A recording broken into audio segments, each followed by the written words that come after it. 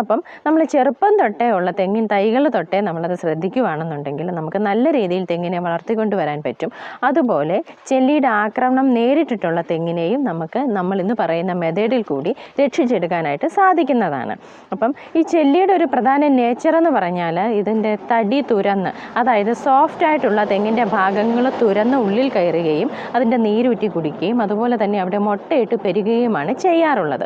അപ്പം ഈ ചെല്ലി എന്ന് പറയുന്നത് നമ്മളുടെ സോഫ്റ്റ് ആയിട്ടുള്ള തെങ്ങിൻ്റെ ഭാഗമായ ഏറ്റവും മുകളിൽ നിന്നുള്ള 3, 4 അല്ലെങ്കിൽ 5 വരെയുള്ള തെങ്ങിൻ്റെ മടലുകളുടെ ഭാഗം തുരന്നാണ് ഇതുള്ളിൽ പ്രവേശിക്കാറുള്ളത്.